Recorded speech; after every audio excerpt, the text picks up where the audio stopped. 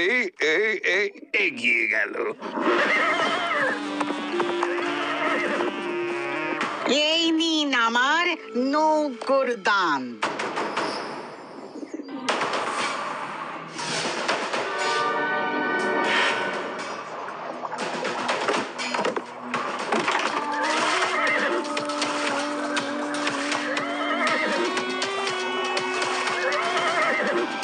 এবার আর তোমার রাজাকে বাঁচাতে পারবে না।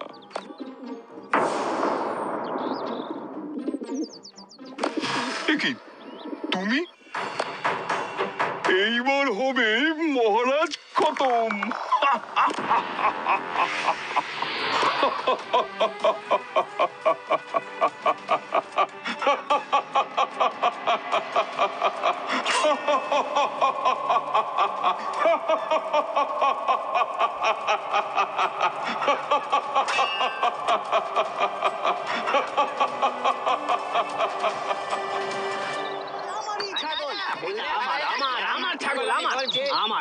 এটা আমার ছাগল। আরে না না, এটা আমার ছাগল বলছি, আমার ছাগল। এটা আমার আমার আমার ছাগল। তোর হয় কি করে রে? এটা আমার ছাগল। হ্যাঁ বললে হবে না, আমার ছাগল আমি বলছি। কি হচ্ছে? আমার ছাগল, আপনারা বিশ্বাস করুন। আরে আমার আমার আমার তো আচ্ছা মুশকিল। হ্যাঁ, একমাত্র একজনই পারবে এই সমস্যার সমাধান করতে। গোপাল। গোপাল, রাজসভা চলছে আর তুমি ঘুমোচ্ছ? না মানে ওই চোখ বন্ধ করে মনোসংযোগ করছিলাম মহারাজ। এবার তুমি উদ্ধার করো তাহলে, কে সত্যি বলছে আর কে মিথ্যে। সঠিক লোককেই সঠিক কাজ দিয়েছেন মহারাজ। একজন মিথ্যাবাদী ঠিক আর একজন মিথ্যাবাদীকে চিনবে।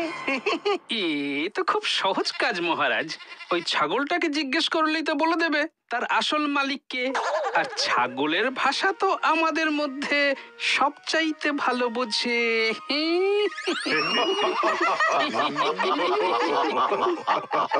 কি? গোপাল আমাকে অপমান করলো মহারাজ, আপনি এর বিচার করুন। তা শুরুটা কে করেছে শুনি? আগে এদের বিচার করি, তারপর তোমাদেরটা দেখবো। যত সব। সমাধান পেয়ে গেছি মহারাজ। ওই ওই ছাগলটাকে ঠিক মাঝ বরাবর দুভাগে কেটে কানাইয়ার বলাইকে দিয়ে দিন, ব্যাস তাহলেই ঝামেলা শেষ। সে কি ও কারণে পশু হত্যা? না না না না না না না না না। এবার কি বিনা যুদ্ধে হবে রক্তপাত? গোপাল নয়, এর পিছনে গোপালের হাত।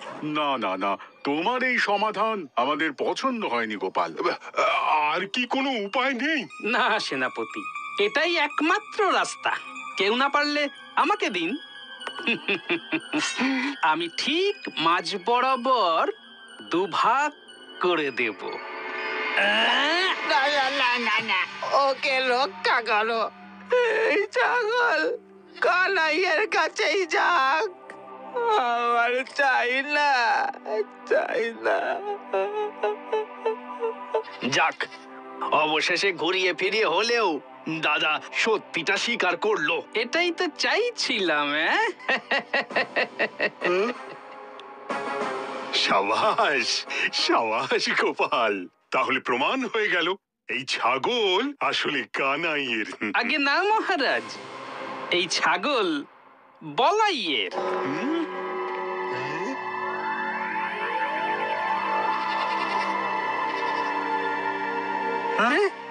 গোপাল বলে কি? গোপালের মাথায় নিশ্চয়ই বায়ু চড়েছে। একটু ডাবের জল খাবে গোপাল? সে আপনি খাওয়াতে চাইলে খাওয়াবেন, কিন্তু সত্যিটা হলো ওই বেটা কানাই হলো ঠক। কিভাবে বুঝলে?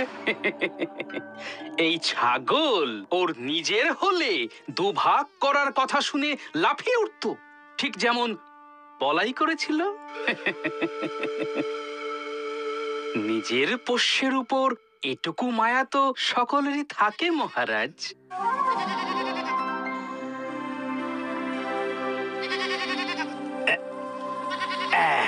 সাবাস সাবাস, এইভাবে তো ভেবে দেখিনি।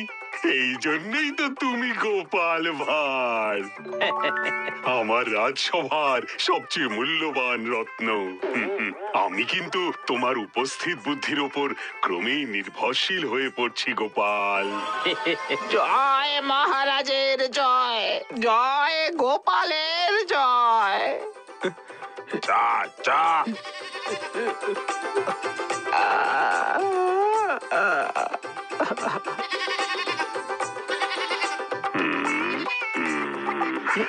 মহারাজ, আপনাকে চিন্তিত দেখাচ্ছে, কিন্তু সব সমাধান তো হয়েই গেল।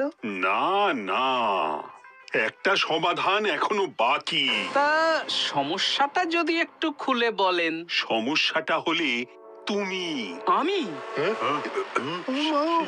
কিন্তু গোপাল, তোমার অবর্তমানে কার বুদ্ধিতেই রাজ্য চলবে সেটা ভেবেই বড় দুশ্চিন্তা হচ্ছে। কেন মহারাজ, আমি তো আছি। সেটা তো আরো বেশি দুশ্চিন্তার।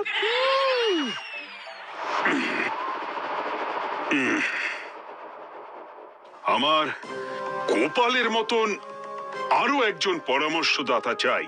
গোপালের অবর্তমানে যার উপস্থিত বুদ্ধির ওপর আমি চোখ বন্ধ করে ভরসা করতে পারবো। কে হবে এই রাজসভার দ্বিতীয় পরামর্শদাতা সেটা আমি ঠিক করব আগামীকাল।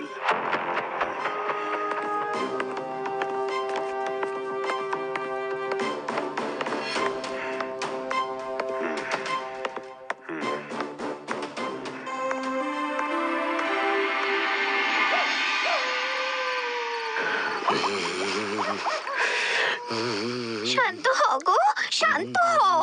মাথা গরম করলে যে ফল পাওয়া যায় না। জানি গিন্নি, জানি। ফল পেতে গেলে যে গাছ বসাতে হয়, আর তুমি এখন সেই গাছেই জল ঢালছো। মানে? মানে আমার মাথা। এবার যা করার এই মাথা দিয়েই করতে হবে। কি করবে কিছু ভেবেছো? ধ্যাৎ, এই সঠিক সময় না আমার বুদ্ধিগুলো ধার নেওয়া খদ্দেরের মতোই হাওয়া হয়ে যায়, কিছুতেই দোকানের আশেপাশে আসতে চায় না।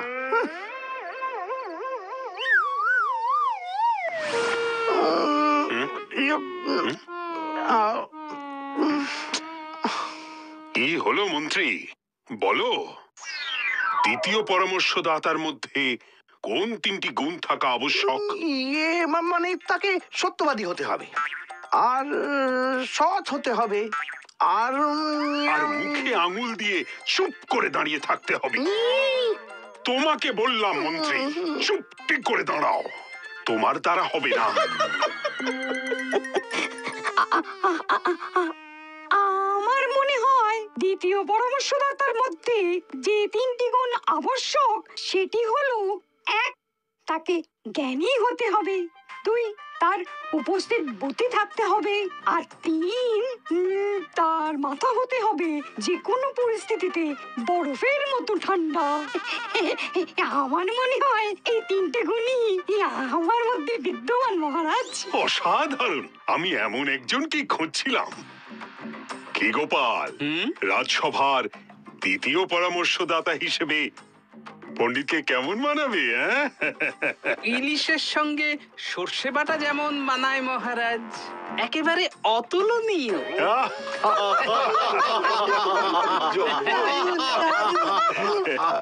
রাজপণ্ডিত, আজ থেকে আমি তোমাকে কৃষ্ণনগর রাজ্যের দ্বিতীয় পরামর্শদাতা হিসেবে।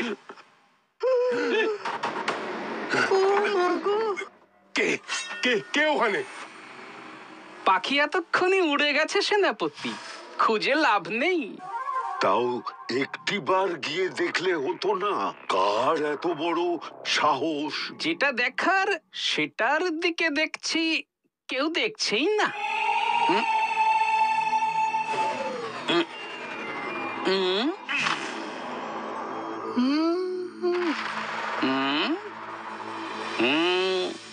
ঠিক ধরেছি। এই নিন মহারাজ, আপনার প্রিয় পাত্র আপনাকে চিঠি লিখেছে। কি, এ তো নবাব বাহাদুরের চিঠি। উনি কৃষ্ণনগর আক্রমণ করতে চলেছেন।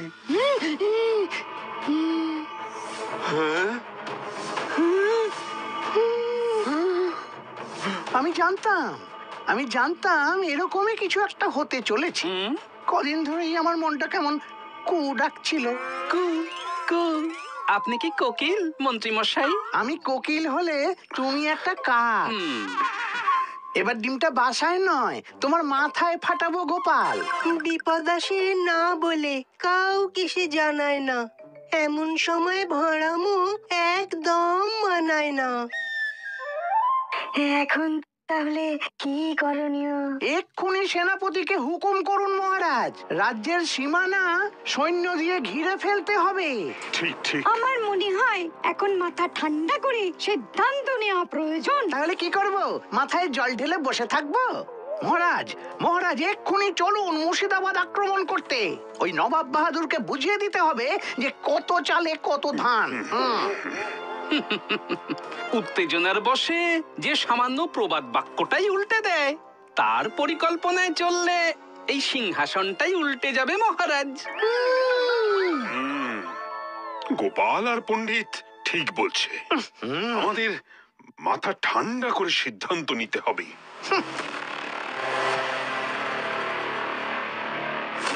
সবার প্রথমে আমাদের নিশ্চিত করতে হবে যাতে অতর্কিত আক্রমণের ফলে রাজ্যের সাধারণ মানুষের কোনো ক্ষতি না হয়। আমিও ঠিক এটাই ভাবছিলাম গোপাল। আমাদের পরিকল্পনা করে এই যুদ্ধ রাজ্যের বাইরে নিয়ে যেতে হবে। আর এমন ভাবে নিয়ে যেতে হবে যাতে নবাব বাহাদুরের কোনো সন্দেহ না হয়। ঠিক, আসল যুদ্ধের আগে আমাদের স্নায়ু যুদ্ধে জিততে হবে।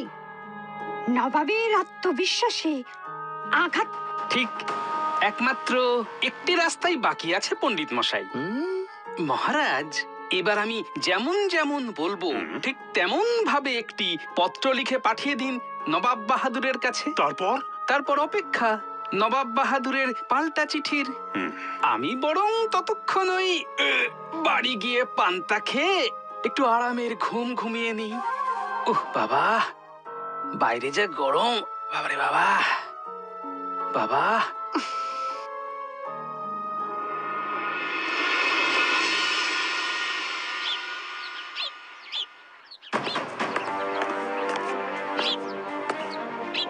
তোমাকে বললাম মন্ত্রী, চুপটি করে দাঁড়াও।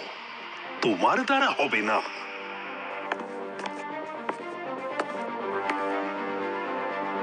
কি গোপাল, রাজসভার দ্বিতীয় পরামর্শদাতা হিসেবে পণ্ডিতকে কেমন মানাবে?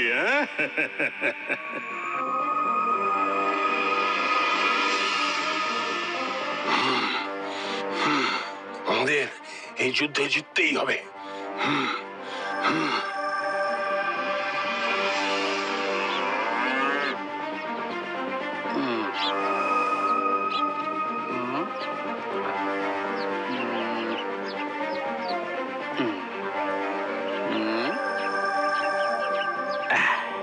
খসড়া প্রস্তুত। কাল এই পত্র নবাব বাহাদুর পাওয়ার পর কি যে হবে।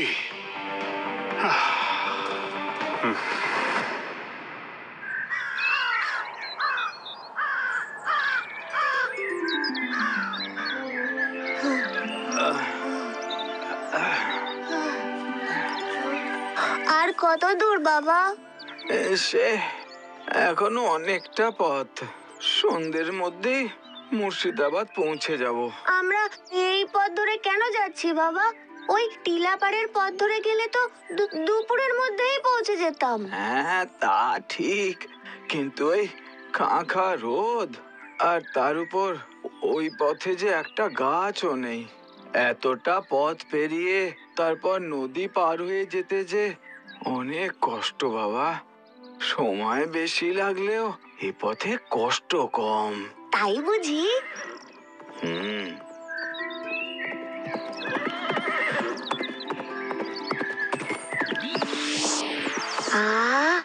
কি আরাম!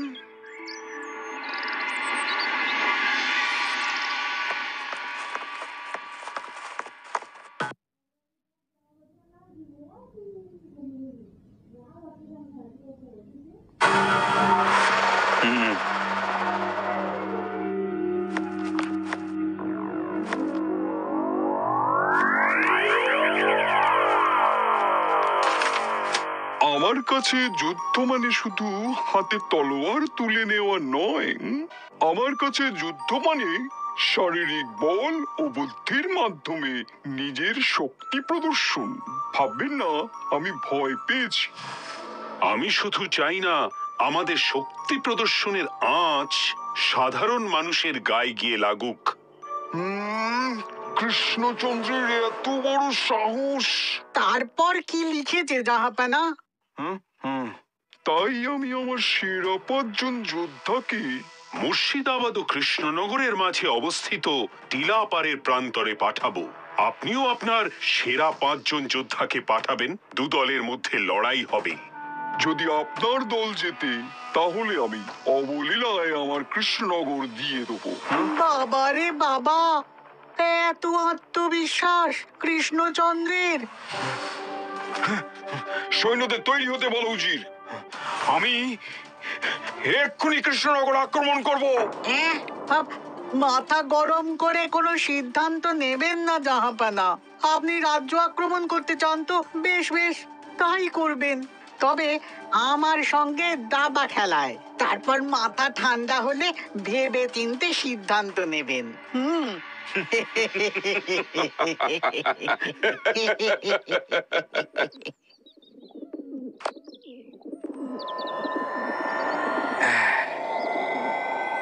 এবার আর তোমার রাজাকে বাঁচাতে পারবে না।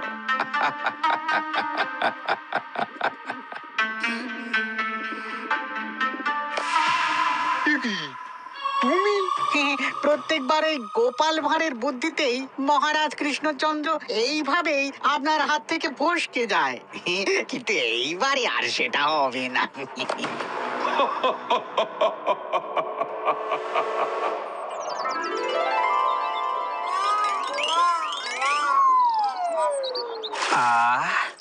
শান্তি।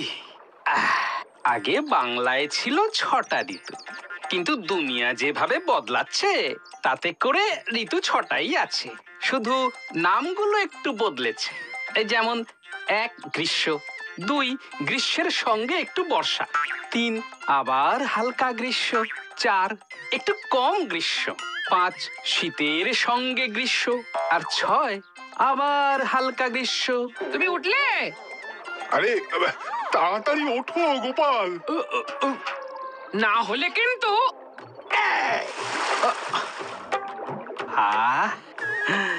উপরেও জল, নিচেও জল, চারিদিকে শুধু জল থই থই আর জল থই থই, জল থই থই, জল থই থই। তাও তো উঠলো না।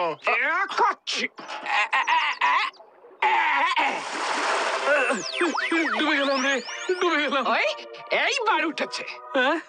তোমরা তাড়াতাড়ি চলো গোপাল, নবাব বাহাদুরের উত্তর এসেছে। পণ্ডিত তো আগেই রাজসভায় পৌঁছে গেছে। মহারাজ তোমার জন্য অপেক্ষা করছেন। কি সুন্দর গলা পর্যন্ত জলে ডুবেছিলাম। এই নবাব বাহাদুরের জ্বালায় শান্তিতে একটু স্বপ্নও দেখতে পারবো না দেখছি।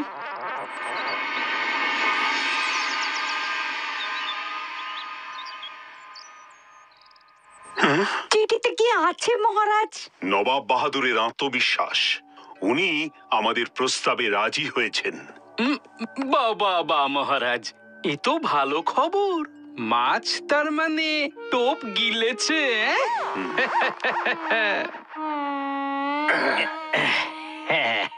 শুধু গেলেনি, একেবারে হজম করে ছেড়েছে গোপাল।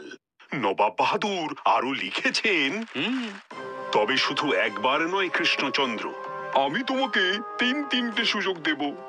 এর মধ্যে তুমি যদি একবারও জিতে দেখাতে পারো তাহলে আমি তোমার রাজ্যের দিকে আর কখনোই চোখ তুলে তাকাবো না। তাহলে আজ থেকে 3 দিন পর টিলাপাড়ের প্রান্তরে দেখা হচ্ছে। বাবারে, নবাব বাহাদুরের আত্মবিশ্বাস জমে জমে পাহাড় হয়ে গেছে। কিন্তু নবাব বাহাদুরের এত আত্মবিশ্বাস এলো কোথা থেকে? কি মন্ত্রী মশাই কোথায়? মন্ত্রীর কথা ছাড়ো গোপাল। সকাল থেকে আমরাও তাকে দেখিনি গোপাল। হুম, হুম, হুম, হুম, হুম। নবাব বাহাদুরের এত আত্মবিশ্বাস দেখে আমার তো রীতিমতো পা কাঁপছে। তবে কি ভুল পথে হাঁটলাম সেনাপতি? আচ্ছা, তোমরা পারবে তো এই 3 বারের মধ্যে অন্তত একবার জিতে আসতে, নাকি অন্য পথ? না মহারাজ, শেষ মুহূর্তে অন্য পথে হাঁটলে লাভ হবে না, বরং ক্ষতি হওয়ার সম্ভাবনাই বেশি। হ্যাঁ, আমিও পণ্ডিতের সঙ্গে একমত। আমরা পারবো, আমাদের পারতেই হবে। আমি আমার রণনীতি তৈরি করে ফেলেছি মহারাজ। আমরা টিলাপাড়ের পশ্চিম প্রান্ত দিয়ে প্রবেশ করব। ওই পথ কেউ খুব একটা মারায় না। তারপর সুযোগ বুঝে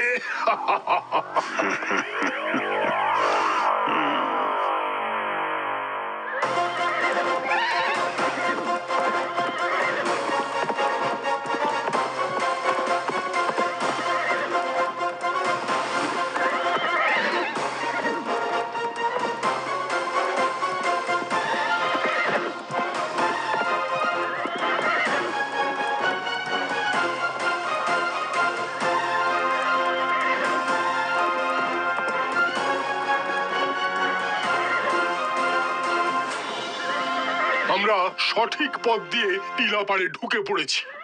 আমাদের রণনীতি সবার মনে আছে তো? বেশ, তুমি পূর্ব দিক থেকে, তুমি পশ্চিম, তুমি উত্তর, আর তুমি দক্ষিণ দিক থেকে আক্রমণ করবে, আর আমি থাকবো মাঝখানে। বুঝেছো? হ্যাঁ, বুঝেছি।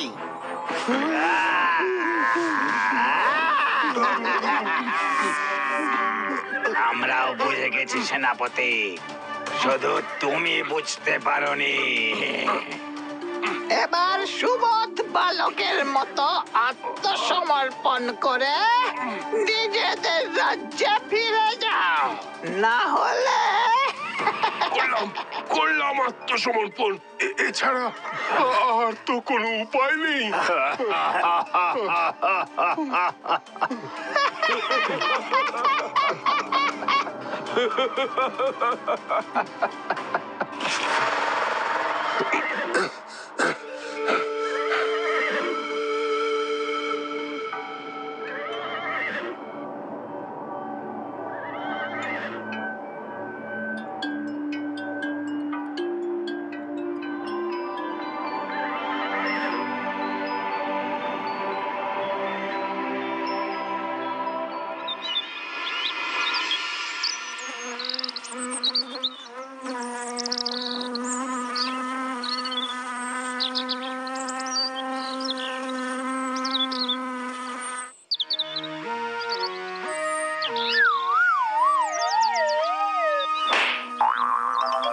বাবা গো, উফ, ভাবলাম গাছের ছায়ায় নিরিবিলিতে বসে একটু ধ্যান করে মনঃসংযোগ ঘটানোর চেষ্টা করব, যাতে গোপালের বিরুদ্ধে আমার বুদ্ধিটা একটু খোলে।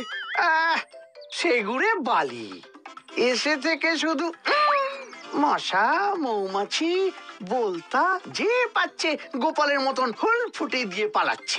এদিকে মারতে গেলেই উড়ে পালিয়ে যাচ্ছে। এদিকে দিন 3 হয়ে গেল। যাই, এদের থেকে গোপালই ভালো। ও অন্তত আর উড়ে তো আর পালাতে পারে না।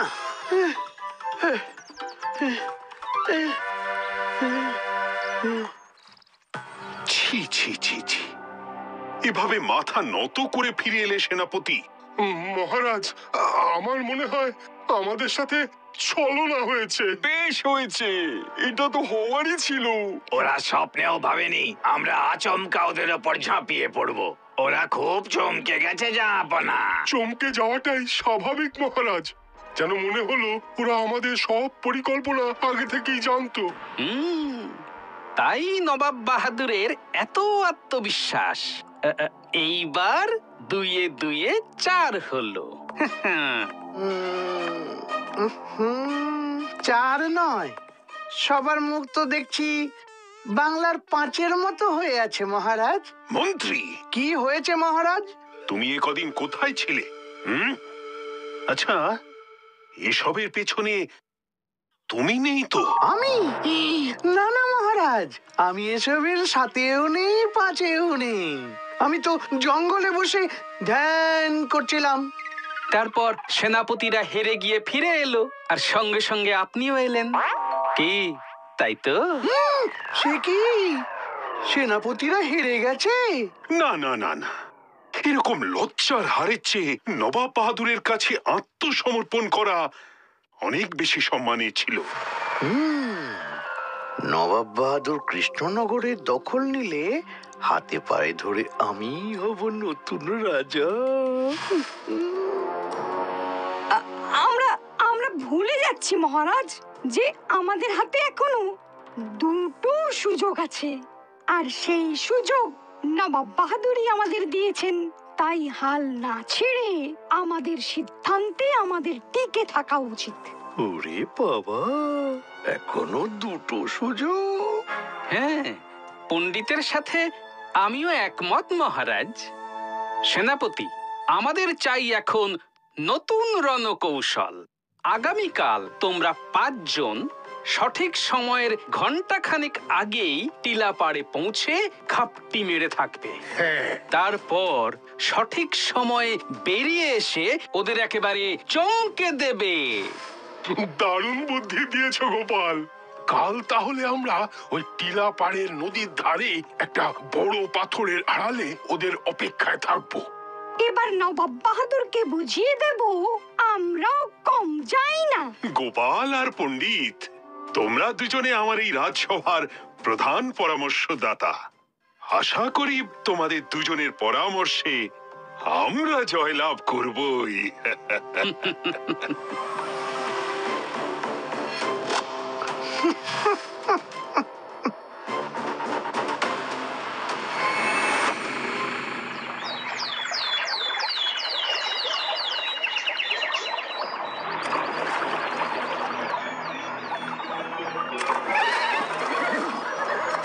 ওরা এসে না পৌঁছানো পর্যন্ত এখানেই ঘাপটি মেরে থাকবো আমরা। আর শিকারের জন্য অপেক্ষা করব বাঘের মতন। এবার আর কোনো ভুল হবে না। ভুল তো হয়েই গেছে সেনাপতি।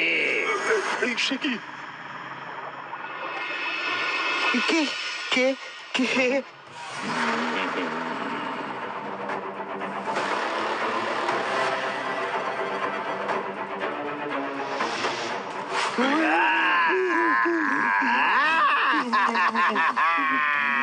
ভুল নয়, একেবারে ঠিক ধরেছো তোমরা। আমরা এতক্ষণ ওই কাদায় শিকারি কুমিরের মতন শুয়ে শিকারের অপেক্ষায় ছিলাম।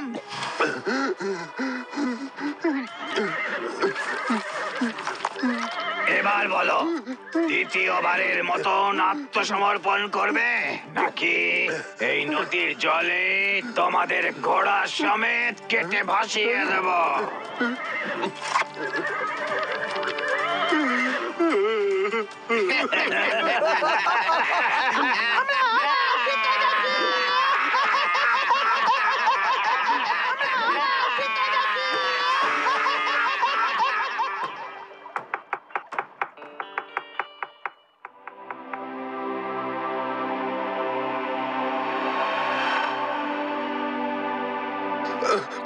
ওরা কি করে জানলো আমরা নদীর ধারে নির্দিষ্ট সময়ের আগে পৌঁছে ওদের জন্য অপেক্ষা করব? আমি নিশ্চিত মহারাজ, এই রাজসভার ভেতরের খবর কেউ নবাব বাহাদুরের কানে ঠিক পৌঁছে দিচ্ছে। আর একটি মাত্র সুযোগ, এবার যদি হেরে যাই তাহলে? সেনাপতির কথা ফেলে দেওয়ার মতো নয়।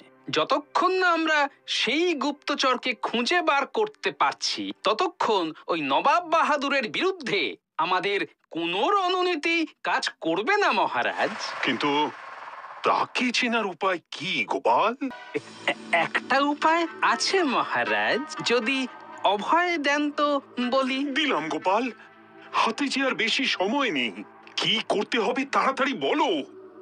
বেশ, মহারাজ বাদে এই রাজসভার বাকি সব সদস্যদের অর্ধনগ্ন অবস্থায় আমার সামনে এসে দাঁড়াতে হবে। তাহলেই আমি সেই গুপ্তচরকে ঠিক চিনে নেব মহারাজ। কি আমরা অর্ধনগ্ন অবস্থায় দাঁড়াবো?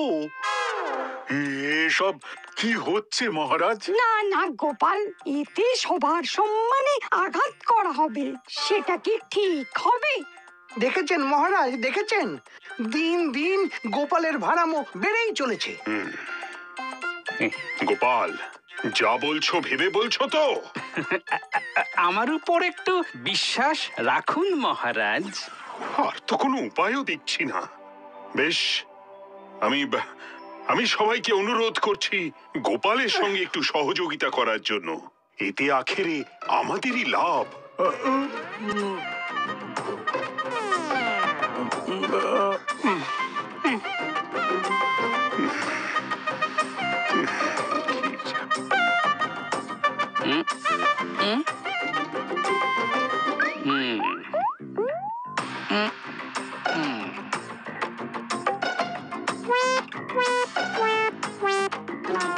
কি হলো গোপাল, খুঁজে পেলে তাকে?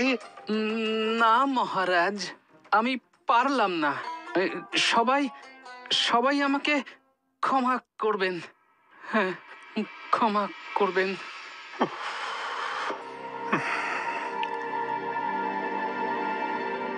মাছের টোপ দিয়ে পাখি ধরা যায় না গোপাল। তুমি ইচ্ছে করে আমাদের অসম্মান করলে। এ আর নতুন কি? গোপাল প্রত্যেক দিন আমাদের নিয়ে রসিকতা করে, আর মহারাজ তো গোপালকে কিছুই বলেন না। এই রাজসভার তৃতীয় পরামর্শদাতা হিসেবে বলছি, এই রসিকতার উচিত শাস্তি হওয়া উচিত মহারাজ। তাছাড়া গোপালের দেখানো রাস্তায় হেঁটেও তো আমরা দুবার হেরে গেলাম। আমার কথা শুনে চললে এরকমটা হতো না মহারাজ। গোপাল, দূর হয়ে যাও আমার চোখের সামনে থেকে। এই রাজসভায় আমি আর তোমায় দেখতে চাই না।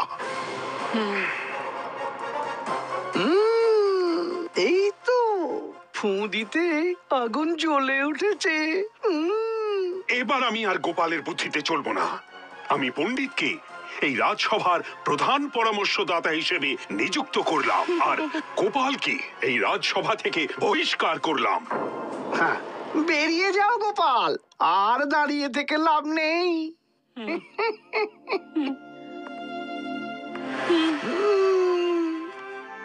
মন্ত্রী আর পণ্ডিত, তোমরা দুজনে সেনাপতির সঙ্গে গোপন বৈঠকে বসে নতুন রণনীতি তৈরি করো।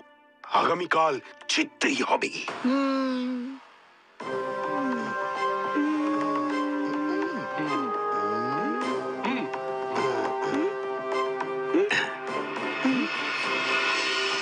তাহলে এইভাবেই তুমি সদল বলে আক্রমণ করবে সেনাপতি?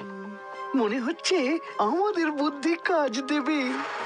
হ্যাঁ, সবে তো রাজসভা থেকে ফিরলে, ছাতা নিয়ে আবার কোথায় চললে? আমার রাজসভার চাকরিটার নেই গিন্নি। চাকরি ছেড়ে আমি আমার স্বপ্ন পূরণ করতে চললাম। চাকরি ছেড়ে স্বপ্ন পূরণ? দেখি তো কেমন স্বপ্ন।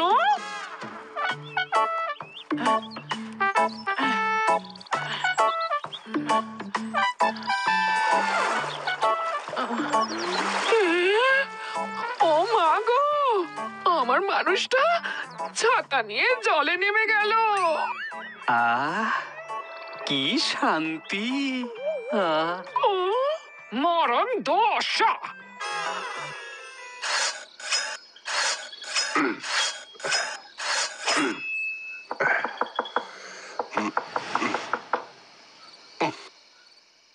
এত রাতে আবার আমার বাড়িতে কে এলো?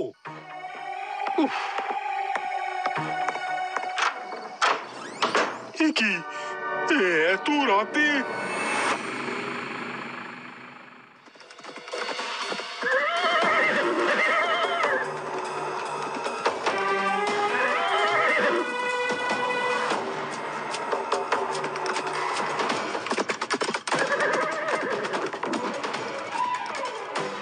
আজ ওদের হারাতে পারলে কৃষ্ণনগর আমাদের হবে।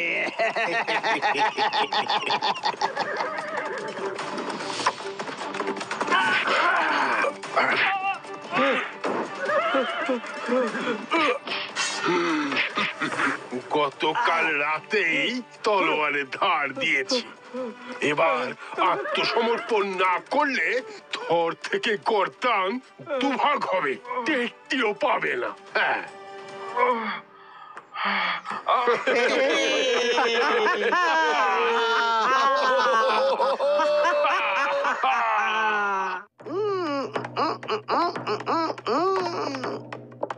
জিতে গেছি, জিতে গেছি, জিতে গেছি, আমরা জিতে গেছি, জিতে গেছি, জিতে গেছি।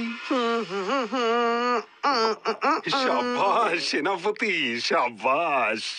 আজ তোমার জন্যই আমাদের এই রাজ্য রক্ষা পেল। আর মহারাজ আমি শুধু তুমি নও, তোমরা পণ্ডিত আর মন্ত্রী তৈরি করা রণনীতি অনুসরণ করেই সেনাপতি এই জয় ছিনিয়ে এনেছে। না মহারাজ, এটা মিথ্যে কথা। মিথ্যে কথা মানে? মন্ত্রী মশাই আর রাজপণ্ডিত যে রণনীতি তৈরি করে দিয়েছিলেন সেটা আমি অনুসরণ করিনি। আমি অন্য কারোর ঠিক করে দেওয়া রণনীতি অনুসরণ করেছি। সে কে? আমি জানতে চাই। আর কেউ নয়, সে হলো আমাদের। এ কি, এত রাতে?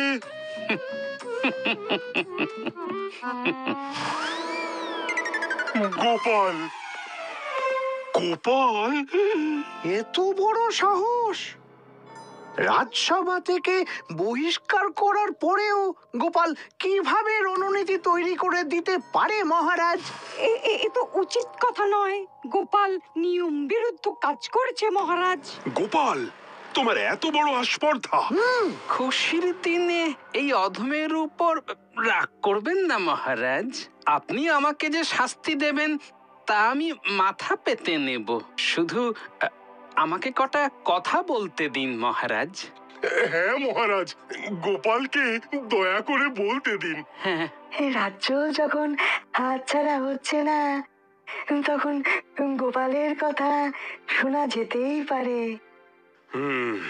হ্যাঁ হ্যাঁ, মাথায় তো এখন কোনো দুশ্চিন্তা নেই, তাই গোপাল আবার ভাড়ামো করলেও ক্ষতি নেই। শুধু আবার অর্ধনগ্ন হতে বলো না যেন। না না না, ওসব কিছু নয়। এবার বরং পালা হাটে হাড়ি ভাঙার। আর আপনাদের সবাইকে অর্থনগ্ন করে আমি সেদিন সফল হয়েছিলাম। শুধু বলিনি যাতে সে বুঝতে না পারে যে গোপাল সব জেনে ফেলেছে। এসব কি বলছো তুমি গোপাল? আগে আমি ঠিক বলছি মহারাজ। এই গুপ্তচর যদি একবার বুঝে ফেলতো যে তার সব পরিকল্পনা আমি ধরে ফেলেছি, তাহলে সে সাবধান হয়ে যেত আর আমরা আবার হেরে যেতাম। তাই তো আমি চুপ করেছিলাম। বাবারি বাবা, এসব শুনে আমার গায়ে এলো জ্বর। আমরা সবাই জানতে চাই কে সেই গুপ্তচর। আমিও জানতে চাই গোপাল, কে সেই বিশ্বাসঘাতক? আগে আপনার প্রধান পরামর্শদাতা রাজ পণ্ডিত।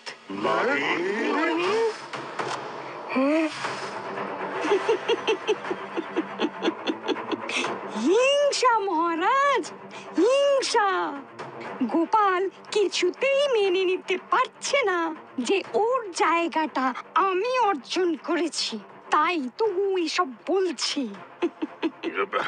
গোপাল, তোমার কাছে কোনো প্রমাণ আছে? আছে মহারাজ, আছে। এই কৃষ্ণনগর থেকে মুর্শিদাবাদ যাবার দুটো রাস্তা আছে। এক গাছের ছায়ায় ঢাকা প্রধান রাস্তা, আর দুই টিলাপাড়ের রুক্ষ দুর্গম রাস্তা। এই প্রধান রাস্তার চেয়ে দুর্গম রাস্তা দিয়ে অনেক তাড়াতাড়ি মুর্শিদাবাদে পৌঁছে যাওয়া যায়। তাই খুব স্বাভাবিকভাবেই কৃষ্ণনগরে থাকা গুপ্তচর ওই রাস্তাটাই ব্যবহার করবে নবাবের কানে খবর পৌঁছে দেওয়ার জন্য। এতে করে কি প্রমাণ হলো গোপাল? এখনো হয়নি, তবে এইবার হবে। মহারাজ, বাইরে চাঁদি ফাটা রোদ, আর এই রোদের মধ্যে ওই গুপ্তচরকে একবার মুর্শিদাবাদ যেতে হচ্ছিল, আবার নবাবের কানে খবর পৌঁছে দিয়ে ফিরে আসতে হচ্ছিল এই রাজ্যে। মহারাজ, গুপ্তচর হলেও সে তো মানুষ, তাই তো রোদের হাত থেকে নিজেকে বাঁচাতে সে নিজের মুখ আর চেহারা ঢেকে দিল সুতির পাতলা চাদরে। খুব স্বাভাবিকভাবেই গোটা মুখটা ঢাকলেও চোখ দুটো তাকে খোলা রাখতে হয়েছিল। সেদিন সবাই যখন আমার সামনে অর্ধনগ্ন অবস্থায় এসে দাঁড়ালেন, তখন কম বেশি সবার হাতে মুখেই রোদে পোড়ার চিহ্ন দেখলেও একমাত্র রাজপণ্ডিতেরই চোখ দুটি আর পেটের নিচের অংশে আমি রোদে পোড়ার চিহ্ন দেখেছিলাম। বিশ্বাস না হলে আপনারা সকলেই দেখুন না। তা পণ্ডিত মশাই, গায়ের চাদরটা যদি একবার একটু সরান।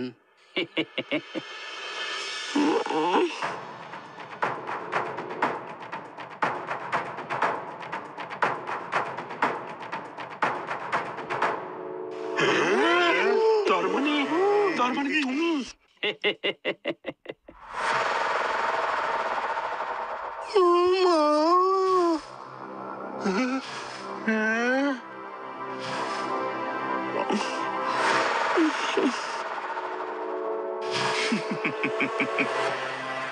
কি তুমি? আমি এখন থেকে দ্বিতীয় পরামর্শদাতা হিসেবে মহারাজের খুব কাছের লোক, তাই কৃষ্ণনগরের সব হাঁড়ির খবর আপনাকে জানিয়ে অনেক সাহায্য করতে পারি। এইবার হবে মহারাজ খতম।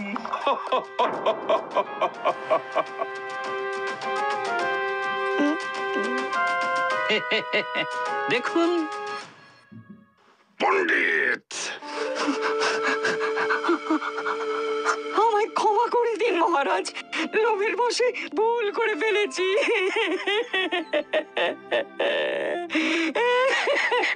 ও গোপাল তার মানে ঠিক বলছে? হ্যাঁ মহারাজ, গোপালের সব কথাই ঠিক, সব কথাই ঠিক। কিসের এত লোভ তোমার পণ্ডিত? রাজসভার একজন পণ্ডিত হয়েও গোপাল আমার চেয়ে অনেক বেশি জনপ্রিয়। এটা আমি কিছুতেই মেনে নিতে পারতাম না, কিছুতেই না। আমি তো এখনো পারি না। তারপর একদিন এলো দ্বিতীয় পরামর্শদাতা হওয়ার সুযোগ। নিজের বুদ্ধি আর পাণ্ডিত্য ফলিয়ে আমি আপনার দ্বিতীয় পরামর্শদাতা হলাম। কিন্তু কিন্তু কিন্তু চারা গাছ হয়ে বট গাছের নিচে আর কতদিন বাঁচা যায়, তাই তো? ঠিক তাই খুব লোভ হলো গোপালকে সরিয়ে মহারাজের প্রধান পরামর্শদাতা হওয়ার। কিন্তু কিন্তু মনটা ঠিক ভরলো না। লোভ হলো ওই ওই সিংহাসনে যদি একবার বসতে পারতাম। বাহ বাহ বাবা বাবা বাহ!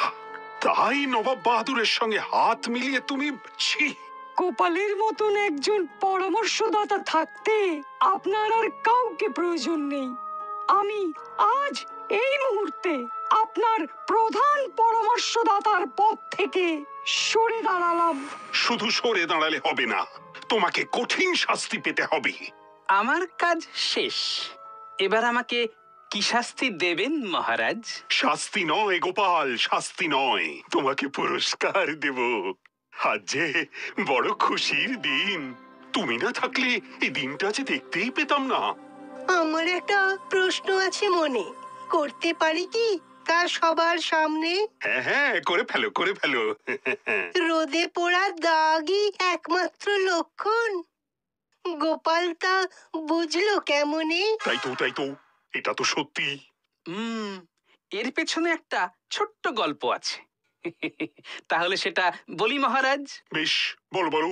সপ্তাহখানেক আগে একদিন সকালে আমি আমার মেয়ের বাড়ি গিয়েছিলাম। তারপর মুখে কিছু দিয়েই মেয়ের বাড়ি থেকে কাজ মিটিয়ে আবার বাড়ির পথে রওনা দিয়েছিলাম।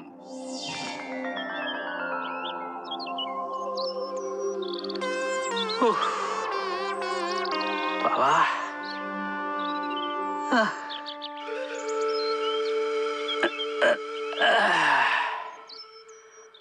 গিন্নি, ও গিন্নি, একটু জল দাও না। ও তুমি এসে গেছো, এই নাও। হ্যাঁ,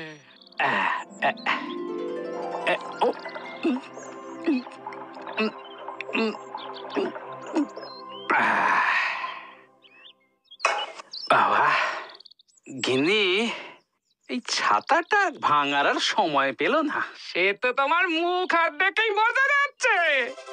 কেন? একবার আয়নায় গিয়ে নিজের মুখটা একবার দেখো না, রোদে একেবারে তামা হয়ে এসেছো। এই দেখো, ও তাই নাকি? আর ঠিক এটা ভেবেই তখন আমার বুদ্ধিটা নাড়া দেয় আর সন্দেহটা বাস্তব হয়। যা, গোপাল আবার বুদ্ধি দিয়ে সব জয় করে নিল। এবার আমাকে এই গোপালের সঙ্গে টেক্কা দেওয়ার জন্য হিমালয় গিয়ে মনঃসংযোগ করতে হবে দেখছি। আপনার সঙ্গে আমিও যাব মন্ত্রী মশাই। হিমালয়েও? ওখানে অনেক বরফ। উফ বাবা, এই গরমে কৃষ্ণনগরে আর পেরে উঠছি না। তুমি আমার পিছু ছাড়বে না গোপাল?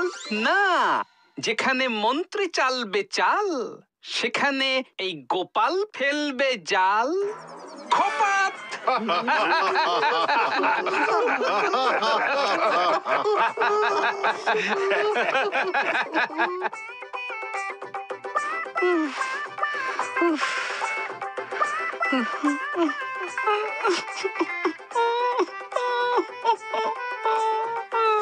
আমি তো শুধু পরামর্শদাতার পদ থেকে সরে দাঁড়াতে চেয়েছিলাম। মহারাজ, এ আমায় কোথায় দাঁড় করিয়ে দিলেন?